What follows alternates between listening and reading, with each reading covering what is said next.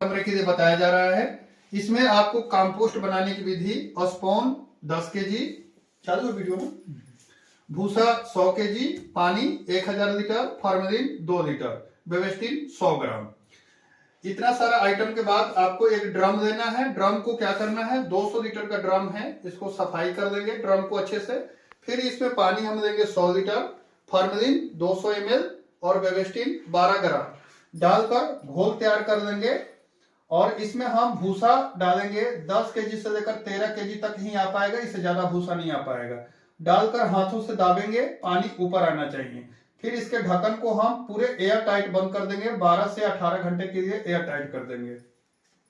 12 घंटे बाद भूसा को पानी से बाहर छान लेंगे किसी टोकरी में या बोरी में। पानी निथरने के बाद साफ फर्श पर 6 से 7 घंटे तक उलट पलट करके सुखाएंगे। ड्राई हम भूसे को कर देंगे 80%, नमी रहेगी 20%। यानी अगर हम हाथ से दाबेंगे तो पानी निकलना नहीं चाहिए और किसी भी प्रकार का अमोनिया का गंध या किसी भी प्रकार का केमिकल का गंध नहीं आना चाहिए। ये फर्स्ट पार्ट है, इस फर्स्ट पार्ट को आप समझ लेंगे। सेकेंड पार्ट मैं फिर आपको आगे बताऊंगा। सर, इसको धूप में डाल के सुखा सकते हैं? नहीं, हाँ, ये सेकेंड पार्ट है। सेकेंड पार्ट में फसल कक्ष का शुद्धिकरण करना बहुत जरूरी है। इसमें सभी मशरूम के लिए उपयोगी होता है ये फसल कक्ष का शुद्धिकरण, जिसमें हम इस कमरे को सबसे पहले तो सफाई करेंगे, खिड़की और रोशनदार को बंद कर देंगे। 1 लीटर पानी में 5 ml फॉर्मेलिन डालकर पूरे कमरे में स्प्रे करेंगे और कमरे को भी 6 से 7 घंटे के लिए बंद कर देंगे। तो इससे क्या होगा कि आपके कमरे में जो भी छोटे मोटे बैक्टीरिया या हवा में जो बैक्टीरिया मौजूद है वो न्यूट्रलाइज हो जाएंगे, खत्म हो जाएंगे। और ये प्रक्रिया सभी मशरूम के लिए है।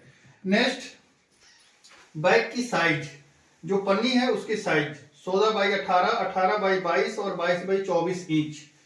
बिजाई करने के लिए मिक्स बिजाई और परत बिजाई। पोस्टर मशरूम में सबसे बेस्ट होता है परत बिजाई, और बैग का जो साइज होता है वो 18 बाई 22 सबसे बेस्ट साइज होता है। इस टाइप से बैग आपका बनेगा। बैग में भूसे की पहली परत 2 इंच का बनाएंगे। ये जो पहली परत हमने डाला है ये 2 इंच है भूसा, इसको हम प्रेस कर देंगे हाथों से। फिर बीज डालेंगे। बीज हमको डालना है लगभग 10 ग्राम से लेकर 12 ग्राम। और इसी तरह से हम एक बैग में लगभग 6 परत बनाएंगे। सभी परत को हाथों से प्रेस करते हुए बनाएंगे, यानी कि इसके अंदर कोई एयर नहीं होना चाहिए, ऊपर तक हम बना देंगे। सभी बैग बनने के बाद एक सूजा या पेंसिल का शुद्धिकरण करके एक बैग में 15 से 20 छेद करेंगे। शुद्धिकरण करने का प्रक्रिया क्या है कि फॉर्मेलिन वाले पानी को हम इस तरीके से बोर कर इस तरह से हम इसको पोंछ देंगे। जब ये सूख जाए तब सभी बैगों में जहां तहां छेद करना है। एक बैग में 15 से 20 छेद आपको करना होगा। ये सेकेंड पार्ट है। फिर अभी हम थर्ड पार्ट आपको बता रहे हैं। देखिए संरचना, ये थर्ड पार्ट में है। स्ट्रक्चर में सतह पर रखना 3 स्ट्रक्चर होता है। पहला सतह पर रखना, दूसरा रैक पर रखना और तीसरा हैंगिंग करना।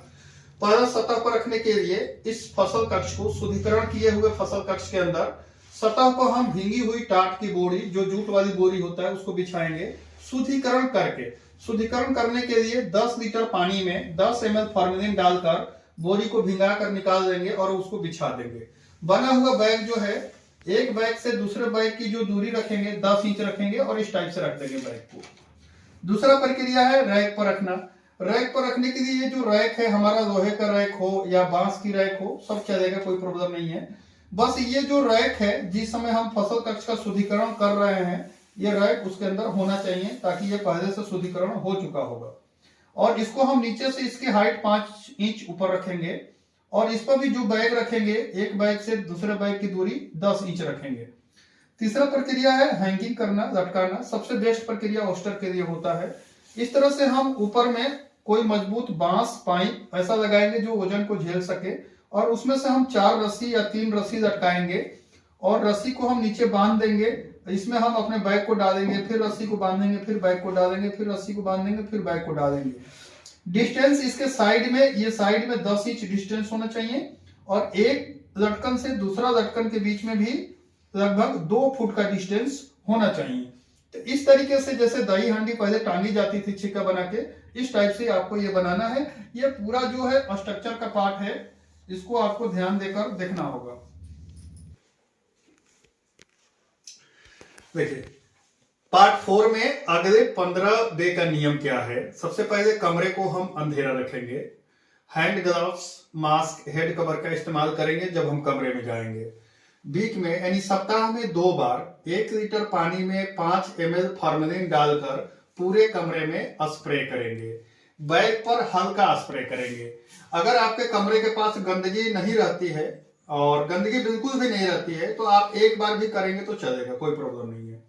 तापमान आपको मेंटेन रखना है। बैग का तापमान 20 डिग्री से 28 डिग्री, रूम का तापमान 20 डिग्री से 25 डिग्री, आर्द्रता यानी ह्यूमिडिटी 80% से लेकर 90% आपको रखना है।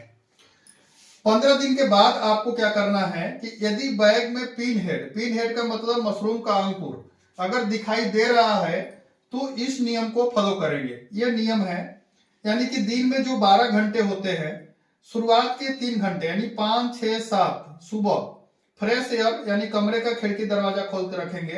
एग्जॉस्ट ऑन यानी कमरे का जो एयर है उसको बाहर करने के लिए एग्जॉस्ट हम लोग चलाते हैं, तो ये एग्जॉस्ट भी चालू करेंगे। लेकिन मशरूम कक्ष में जो एग्जॉस्ट होता है वो जमीन से 1 फुट ऊपर लगाया जाता है, लेकिन नॉर्मल घरों में, ऑफिसों में आप लोग देखे होंगे एग्जॉस्ट जो होता है वो कमरे के लेवल में, दरवाजे के लेवल में होता है। लेकिन मशरूम कक्ष में ये एग्जॉस्ट जमीन से 1 फुट ऊपर या 1.5 फुट ऊपर लगाया जाता है, क्योंकि कार्बन डाइऑक्साइड भारी गैस होता है और उसी को बाहर करना होता है और ऑक्सीजन को अंदर लेना होता है। एलईडी लाइट तो सभी के घरों में है, वो जला सकते हैं और उसी पीरियड में हम हल्का सादा पानी का स्प्रे अपने पिन हेड के ऊपर कर सकते हैं। दोपहर के टाइम में हम ये सारा चीज बंद रखेंगे। शाम के टाइम में फिर हम इसी प्रक्रिया को दोहराएंगे। यदि पूरे दिन यदि हमारा तापमान ठीक है तो कमरे का खिड़की दरवाजा खोल कर रखेंगे। धूप नहीं आना चाहिए, ध्यान रखेंगे, धूप की कोई आवश्यकता नहीं है। यदि अंकुर दिखाई नहीं दे रहे, मशरूम का अंकुर यदि दिखाई नहीं दे रहा है तो उस स्थिति में कमरे को अंधेरा ही रखेंगे और तापमान और आर्द्रता को ठीक रखेंगे। तब हमारा जो है मशरूम एक अच्छी क्वालिटी का यील्ड उसमें आएगा। ये पूरा प्रक्रिया पार्ट 4 का है, आगे फिर पार्ट 5 में बताया जाएगा।